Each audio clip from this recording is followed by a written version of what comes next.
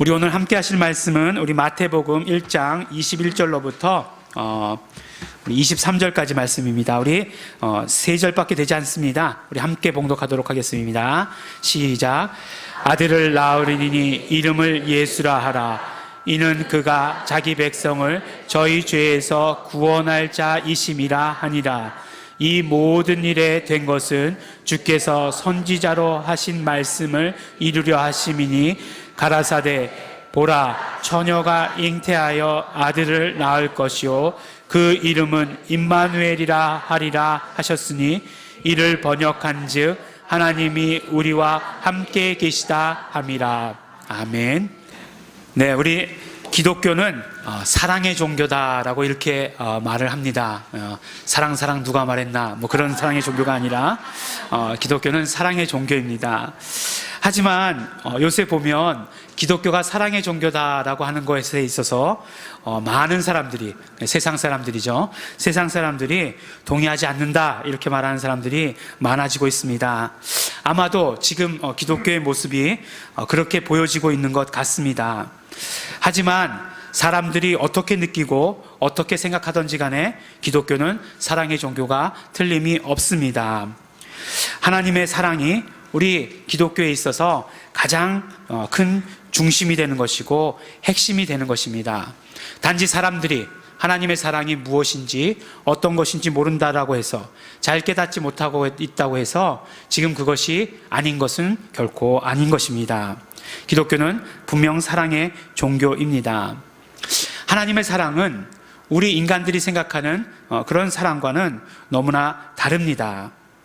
하나님의 사랑에 대해서 말할 때 꼭 함께 이야기해야 되는 것이 무엇이냐면 바로 죄에 대해서 함께 이야기할 수밖에 없습니다. 왜냐하면 하나님의 사랑은 죄로 인해 죽을 수밖에 없는 인간을 용서해 주시고 살려주신 그 사랑이기 때문에 그렇습니다. 말씀드린 대로 인간은 죄를 범했습니다. 하나님의 말씀을 거역했습니다. 그래서 인간은 정말 죄인이 된 것입니다. 하나님은 공의로운 하나님이시기 때문에 이 죄인을 용서하실 수가 없습니다. 죄인은 죄의 값을 꼭 치러야만 하는 것이고, 또한 그 죄의 값은 단지 우리가 이 세상 법정에서 말하는 징역 몇 년 이런 것들이 아니라 그 죄의 값은 바로 죽음이었습니다. 이 죄의 값이라고 하는 것은 정말 그런 피 흘림이 없이는 해결할 수 없는 그런 것들이었다라고 하는 것입니다. 하지만 문제는 무엇이냐면 인간은 연약하기 때문에 자기 죄를 위해서 자기 피를 흘릴 수 없다는 것. 그것이 정말 할 수 없는 그런 방법이었습니다. 누군가가 대신 피를 흘려 주어야만 하는 것이었습니다. 그래서 그 인간의 죄의 문제를 해결하기 위해서 하나님이신 예수 그리스도를 보내셨던 것입니다. 예수님께서는 육신의 몸을 입고 이 땅 가운데 오셨습니다.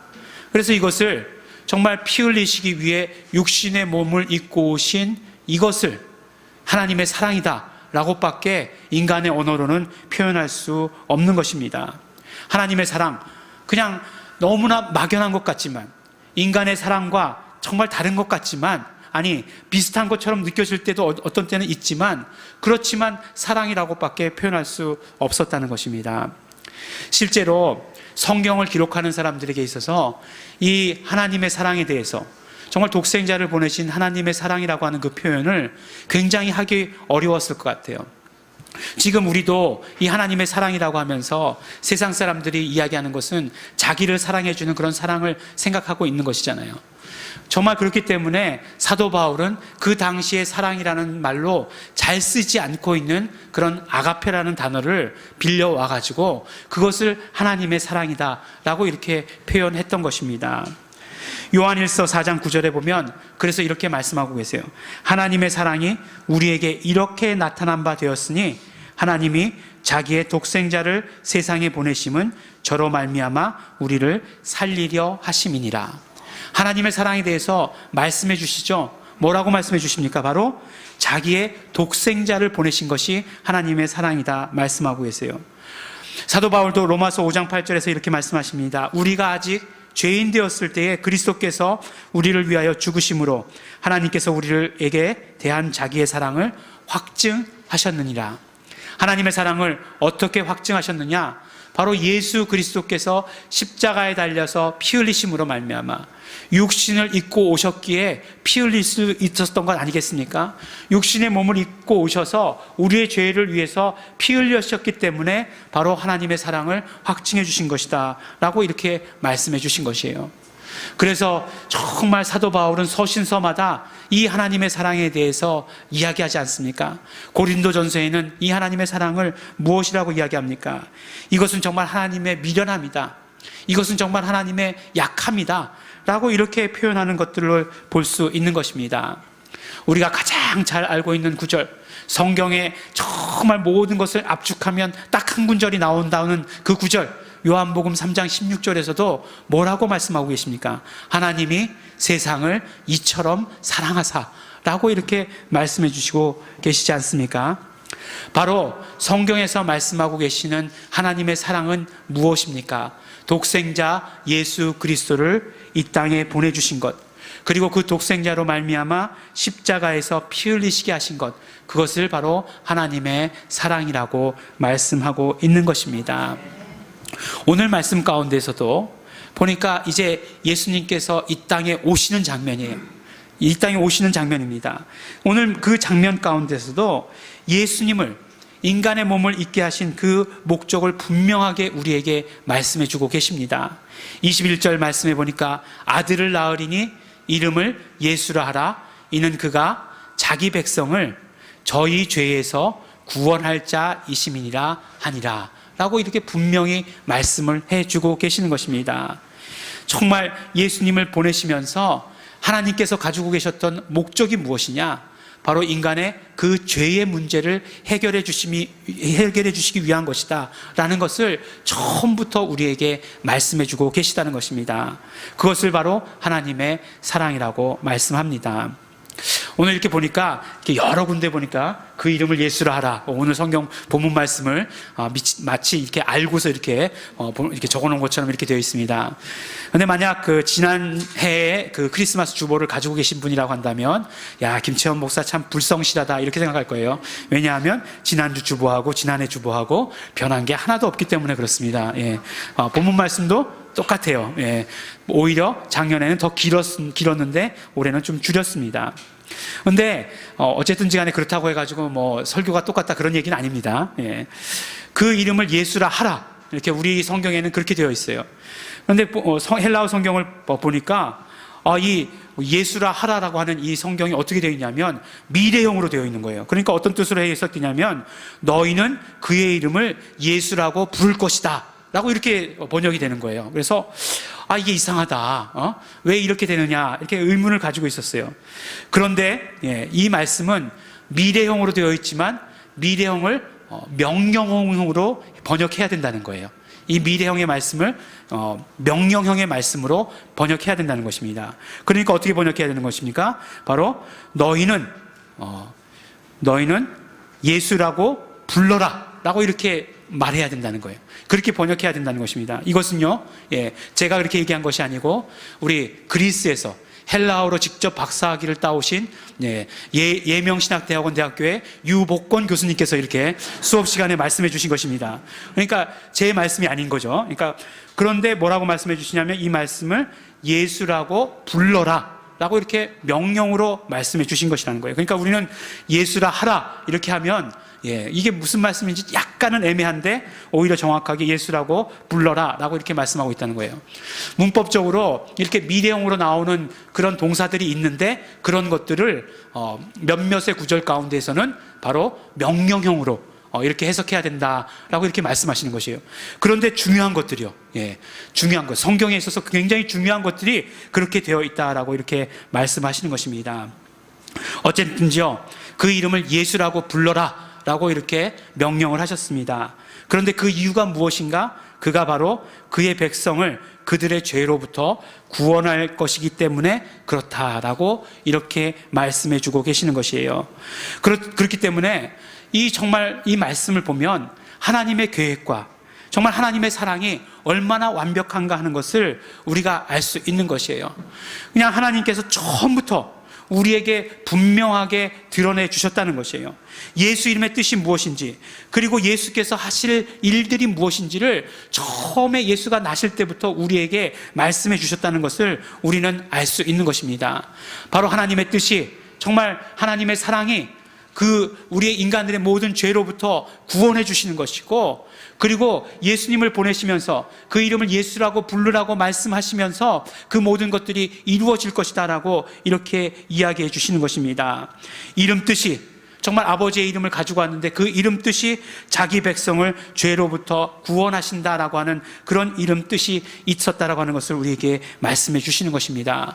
그래서 무엇입니까? 사도행전에 보면 제자들이 나아가서 그 이름을, 정말 예수 이름을 부르는 자마다 구원을 얻는다라고 이렇게 선포하고 있지 않습니까? 왜냐하면 처음부터 그 이름 안에는 구원이라고 하는 하나님의 의도가, 하나님의 사랑이 그대로 들어있었기 때문이다 라고 우리에게 말씀해 주신 것입니다.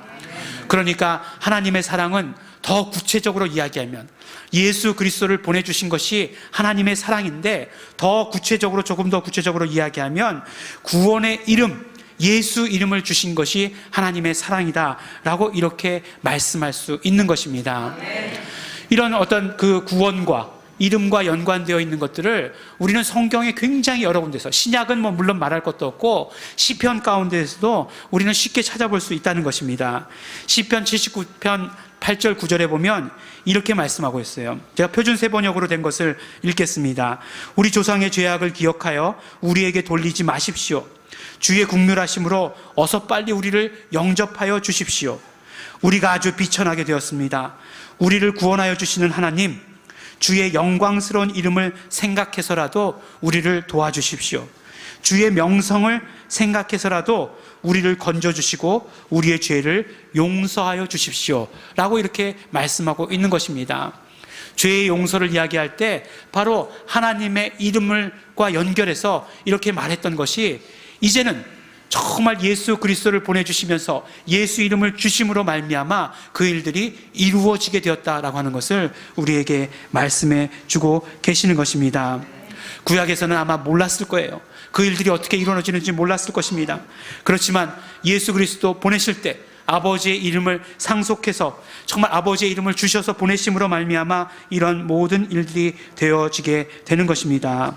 그러므로 우리가 정말 독생자 예수 그리스도를 보게 되었다는 것은 우리를 사랑하시는 하나님을 만나게 되었다는 것이고, 또한 우리가 독생자 예수 그리스도를 만났다라고 하는 것은 우리를 구원하시는 이름이신 예수 이름을 우리가 받아 가지게 되었다라고 하는 것을 우리에게 말씀해 주시는 것입니다.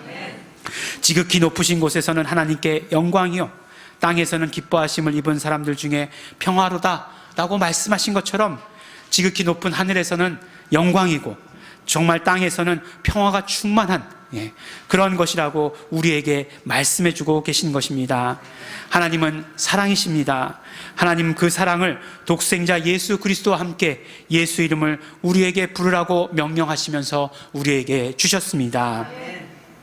두 번째로 오늘 말씀을 보면 하나님께서 독생자를 우리에게 주시면서 또 한 가지 약속을 우리에게 주십니다. 그것이 무엇이냐면 바로 내가 너희와 함께 있겠다라고 약속을 해주시는 것이에요. 23절 말씀해 보니까 보라, 처녀가 잉태하여 아들을 낳을 것이요 그 이름은 임마누엘이라 하리라 하셨으니 이를 번역한 즉 하나님이 우리와 함께 계시다 함이라 라고 이렇게 말씀합니다. 임마누엘은 아람어겠죠. 아람어. 그런데 그걸 뭐라고 번역했다고요? 헬라어로 번역하니까 하나님께서 우리와 함께 계신다 라고 하는 그런 말씀이라는 것이에요. 그러면 하나님의 사랑은 우리의 죄를 용서하신 것이 하나님의 사랑이고 우리를 구원하신 것이 하나님의 사랑이세요. 그리고 독생자 예수 그리스도를 보내셔서 그 사랑을 분명히 확증하셨습니다. 그런데 하나님께서 주시는 것이 그러면 구원, 영생만이 아니라 또 무언가를 더 주신다라고 이렇게 말씀해 주시는 것 아니에요? 그것이 무엇입니까? 바로 하나님께서 함께 하신다라고 이렇게 약속해 주시는 것이에요. 여러분들 어떻게 생각하십니까? 그냥 하나님께서 정말 예수 그리스도를 보내심으로 말미암아 우리는 그냥 구원만 받았으면 좋겠어요.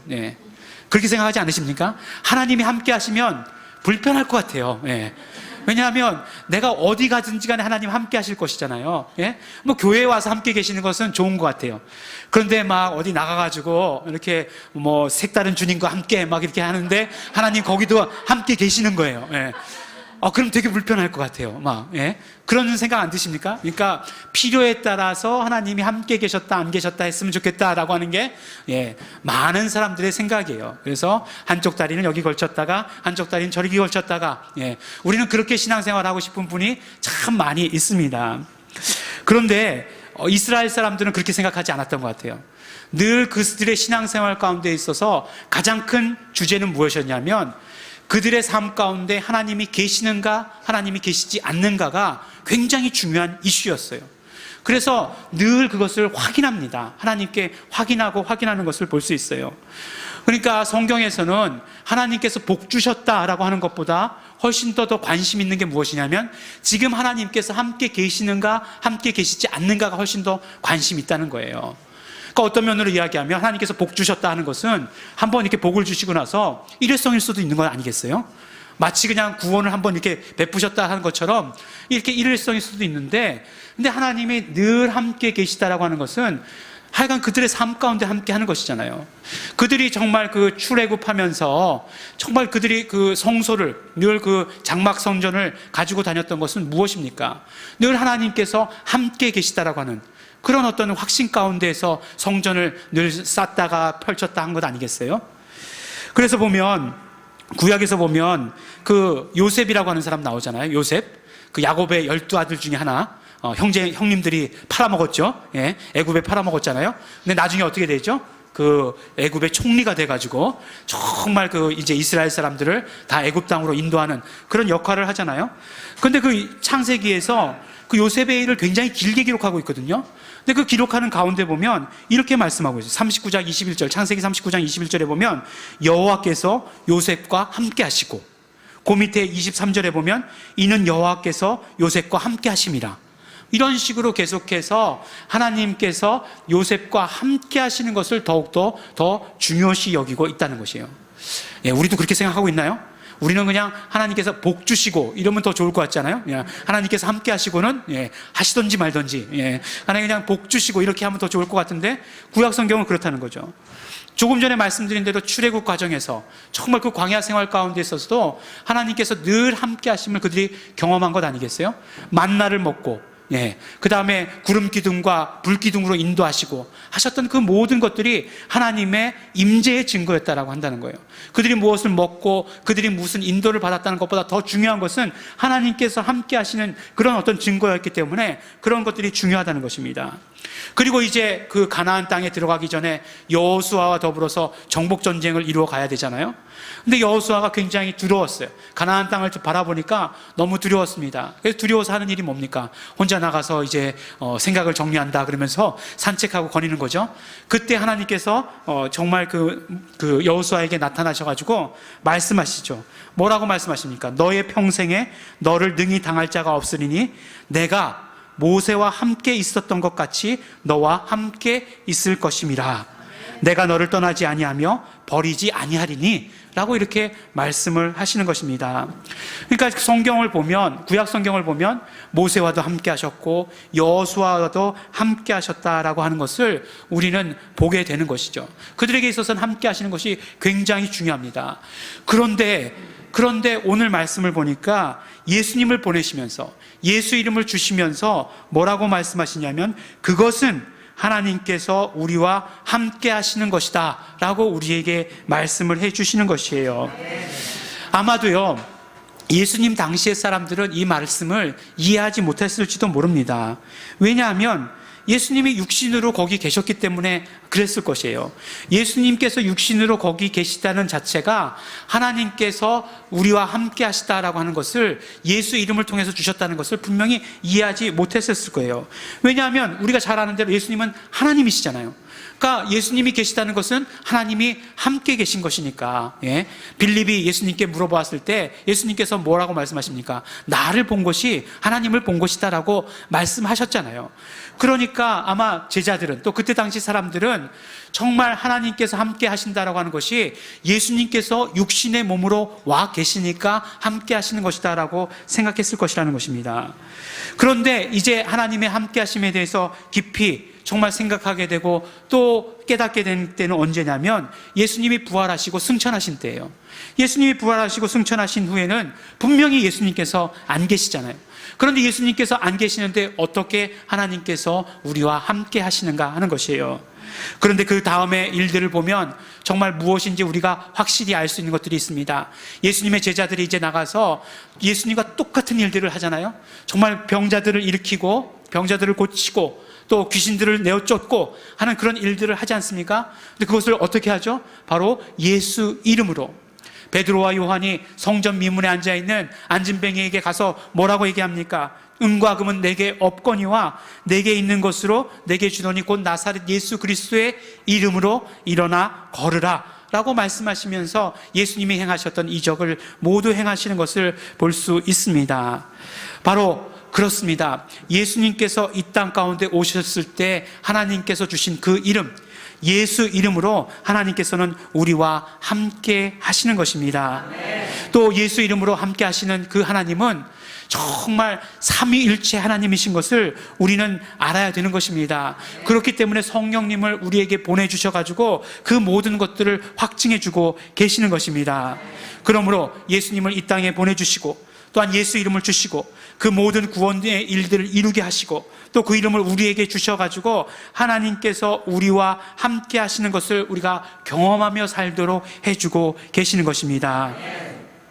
이름을 우리에게 주셨다라고 한다는 것, 예수 이름을 우리에게 주셨다라고 하는 것, 그것은 우리를 구원하셨다는 그런 말뿐만 아니라 또한 하나님께서 우리와 지금도 함께 계시다라고 하는 그런 말씀이 되는 것입니다. 그것이 하나님의 사랑입니다. 그것이 하나님의 사랑이고 그것이 하나님의 계획이셨고 그것이 하나님께서 이루신 예수 그리스도를 통해서 이루신 일들이 되는 것입니다. 그런데 우리가 또 한 가지 알아야 될 것은 무엇이냐면 하나님께서 예수 이름을 우리에게 주실 때 우리만, 한 사람에게만 이 아니라고 하는 사실을 우리는 함께 깨달아야 합니다. 우리와 함께 하시는 이 이름은 또한 계속해서 전해져야 되는 것을 우리에게 말씀해 주십니다. 마태복음 12장 20절 21절에 이런 말씀이 있습니다. 상한 갈대를 꺾지 아니하며 꺼져가는 심지를 끄지 아니하며 하기를 심판하여 이길 때까지 하리니 또한 이방인들이 그 이름을 바라리라 함을 이루려 하심이니라 라고 이렇게 말씀하고 계세요. 그러니까 무엇입니까? 이 이름은 너희에게만 준 것이 아니라 우리에게만 준 것이 아니라 이방인들도 그 이름을 기다리고 있다라고 우리에게 말씀해 주시는 것입니다. 이 말씀은 바로 예수 이름이 이방인들에게까지 전해져야 되는 것을 우리에게 말씀해 주시는 것입니다. 마태복음 28장 18절 이하에서도 말씀하시죠. 이것을 뭐라고 말씀하십니까? 예수님께서 부활하시고 승천하시기 전에 지상 대명령, 가장 큰 명령이다라고 이렇게 말씀하시지 않습니까? 너희는 가서 제자 삼고 아버지와 아들과 성령의 이름으로 침례를 주라 라고 이렇게 말씀하시잖아요. 이렇게 명령하시지 않습니까? 그러면서 이 명령 가운데 맨 마지막에 또한 약속 하나 해주시는데 그것이 무엇입니까? 바로 내가 세상 끝날까지 너희와 항상 함께 있으리라 라고 말씀하신 것 아닙니까? 그런데 이것이 무엇이에요? 내가 세상 끝날까지 너희와 항상 함께 있으리라 하신 것은 처음에 예수 그리스도를 보내주실 때 그 예수 이름 가운데 보내주신 그 뜻이라고 하는 사실이에요. 그 뜻을 정말 처음에 보내셨던 그 뜻을 마지막에도 말씀하셨습니다. 이것은 처음과 마지막에 그런 어떤 일치를 위해서 말씀하시기도 하셨겠지만 그러나 처음과 끝이 다르겠죠. 처음에는 우리에게 주셨다라고 한다면 마지막에 함께 하시겠다고 하는 그 이름을 주신 것은 누구에게 주시는 것이겠습니까? 바로 온 세상 온 민족을 향하여 주시는 것이다라고 우리에게 말씀하시는 것 아니겠습니까? 바로 하나님께서 함께 하신다라고 하는 이 말씀을 우리에게 주시면서 또한 우리에게 명령하시고 당부하시는 것이에요. 너희는 이 이름을 기다리고 있는 사람들이 있다. 세상 끝까지 나아가서 이 이름을 전해야 된다라고 우리에게 말씀해 주시는 것입니다. 우리는요, 그렇기 때문에 정말 예수 이름을 받았어요. 우리는 예수 이름을 받아서 구원을 얻었습니다. 우리가 예수 이름을 부를 때마다 지금 하나님께서 우리와 함께 하시는 것을 경험해요. 그런데 그것이 우리에게만 그쳐서 되는 것이 아닌 것을 말씀해 주고 계십니다. 바로 정말 그 이름을 전하라, 알리라라고 이렇게 말씀해 주고 계세요. 그것은 하나님의 뜻이고 또한 오늘 말씀과 같이 하나님의 명령인 것을 우리가 알 수 있는 것입니다. 이 구원이, 이 함께 하심이, 이것이 명령이 되어서 우리에게 뿐만 아니라 정말 땅끝까지 이르러 서라고 이렇게 우리에게 말씀해 주시는 것입니다. 그러므로 우리가 성탄을 맞이할 때마다 우리가 생각해야 되는 것 무엇이겠습니까? 우리가 사랑을 받는 것, 우리가 사랑을 받은 것, 그건 너무나 감사하죠. 너무나 하나님께 정말 감사드리고 또 예수 그리스도께서 우리의 구세주 되신 것 너무나 감사하고 감사할 일입니다. 또 그 주신 이름으로 말미암아 우리가 얼마나 많은 위경으로부터 건져냄을 받았습니까? 우리의 정말 생명을 얻은 것뿐만 아니라 우리 모든 질병으로부터, 우리 세상 삶에서부터 어려운 일들이 있을 때마다 구원받았습니다. 우리가 정말 성탄을 맞이할 때마다 그것을 감사해야 되는 것 맞지만 또 한 가지 더 해야 되는 것은 정말 예수님이 예수 이름으로 하나님께서 우리와 함께 하신다라고 말씀하셨던, 그 약속하셨던, 또한 명령하셨던 그 명령을 우리는 생각하며 또 우리는 얼마나 그것을 이루었는지 우리 자신을 되돌아봐야 되며 또 그것을 이루기 위해서 우리는 또 어떤 삶을 살아야 되는지 결단하는 그런 예배가 되어야 할 것이다라고 하는 것입니다.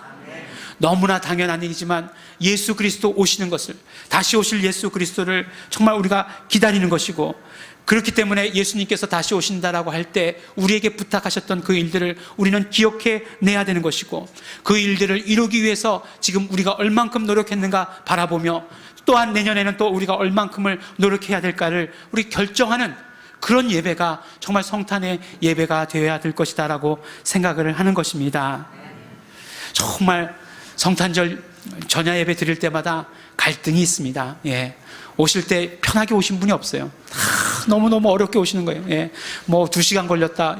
정말 주일날은 30분이면 오는 그 길을 2시간, 3시간 걸려서 오시는 분들이 너무나 많습니다. 그럴 때마다 막 갈등하게 돼요. 올해를 마지막으로 그냥 내년부터 25일 날 아침에 드리면 길도 안 막히고 좋겠다, 이런 생각이 들지만, 그러나 그렇게 어려운 예배 가운데서 우리 새롭게 결단해야 됩니다. 이런 예배 가운데서 하나님께서 은혜를 주시게 되는 거예요.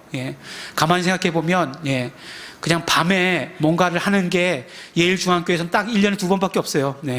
크리스마스 예배하고 송구영신 예배 딱 2개밖에 없어요. 근데 밤에 예배를 드리니까 좋은 게 있어요.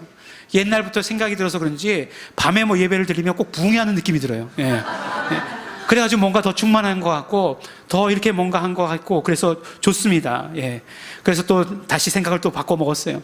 내년에도 밤에 예배 드리리라. 24일 날 밤에 예배 드리리라. 하지만 이 예배가 정말 이런 어떤 세상에 점점 세상은 우리를 정말 예수님과 떨어지게 하려고 이렇게 하고 있지만, 우리는 그 세상에게 도리어 나아가서 예수 이름을 알려야 되는 것이고 우리를 부르고 있는 사람들에게로 달려가야 되는 것임을 우리에게 말씀해 주시는 것입니다. 이것이 진정 우리가 성탄을 맞이하는, 그리고 진정한 성탄 예배가 될 줄로 믿습니다. 사랑하는 우리 예일중앙교회 성도 여러분, 우리는 하나님의 사랑을 받았습니다.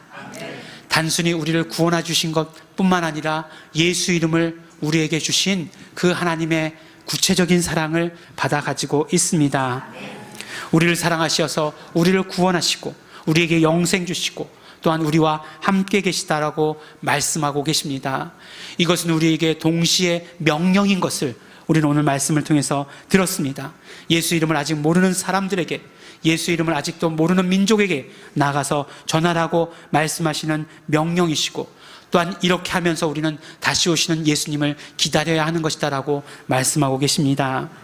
이제 우리 모든 성도들께서는 예수 이름을 부르고 예수 이름을 전하면서 다시 오시는 예수님을 기다리고 맞이하시는 우리 성도 여러분들이 되시기를 예수 이름으로 또한 축원합니다. 우리 함께 기도하시겠습니다. 우리 오늘 예배 가운데 계속해서 기도하신 대로 우리 감사하시면서, 또한 우리 결단하시면서, 우리가 부족함이 있었다라고 한다면 올 한 해를 되돌아봤을 때 우리가 정말 예수 이름을 부르고 전했던 것이 부족하다고 한다면 또 회개하시고, 내년에는 얼만큼까지 더 하겠습니다, 우리 구체적으로 결단하시고 하는 기도하는 그런 시간을 가졌으면 좋겠습니다. 그래서 정말 예수님 다시 오시는 그날을 우리가 앞당기는데 쓰임받는, 예비하는 데 쓰임받는 우리 예일중앙교회, 우리 레마성서 영권, 우리 렘 공동체 되기를 소원합니다. 우리 다 같이 소원하시면서 결단하시면서 회개하시면서 기도하시겠습니다.